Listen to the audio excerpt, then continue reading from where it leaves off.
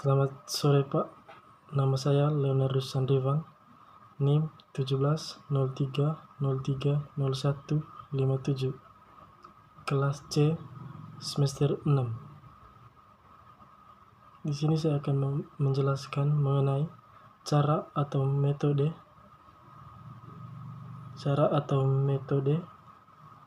terjadinya korupsi pada anggaran dana penyelesaian corona. Berkaitan dengan wabah virus corona yang belum berakhir, pemerintah akan mengalokasikan anggaran yang sangat besar untuk menangani penyebaran virus corona di dalam negeri. Dari data yang ada, diperoleh jumlah mencapai 121 triliun. Jumlah ini bisa diharapkan memberi kontribusi mengenai pandemi corona yang sedang melanda di Indonesia. Dengan harapan semua hal yang terkait dengan berbagai upaya untuk mengatasi masalah yang sangat luar biasa ini segera diatasi. Namun tidak dipungkiri dana sebesar itu tentu harus diawasi penggunanya. Lantas bagaimana cara mengontrol dana sebesar itu agar tidak ada celah bagi oknum-oknum yang tertentu untuk melakukan korupsi?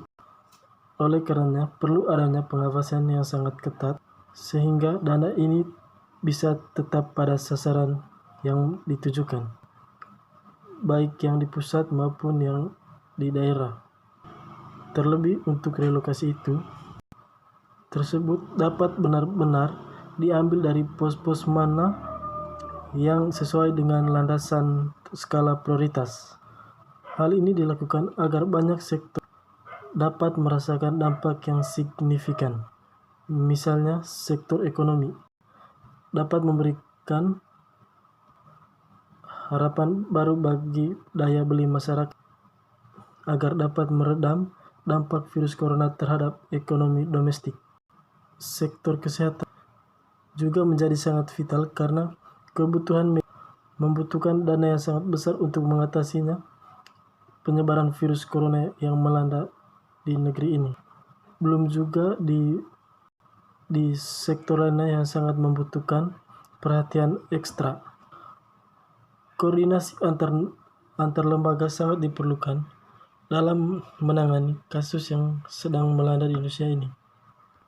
Misalnya lembaga seperti Pemberantasan Korupsi, Badan Pemeriksa Keuangan, dan Badan Pengawasan Keuangan dan Pembangunan adalah garda terdepan dalam mencegah terjadinya korupsi terkait dana yang dialokasikan untuk masyarakat dalam mengatasi penyebaran virus corona yang sedang terjadi di Indonesia. Tapi pihak-pihak lain juga sangat perlu pengawasannya dari mereka untuk mengatasi terjadinya korupsi mengenai dana yang akan dialokasikan kepada orang yang membutuhkan. Misalnya masyarakat sangat berperan penting dalam mencegah terjadinya korupsi mengenai dana-dana ini, karena kalau kurang adanya pengawasan dari masyarakat, itu akan menyebabkan adanya peluang atau celah bagi orang-orang yang tidak bertanggung jawab untuk menyalahgunakan dana yang seharusnya diberikan kepada orang yang membutuhkan terkait akibat virus yang sedang melanda di Indonesia ini. Itu makanya diperlukan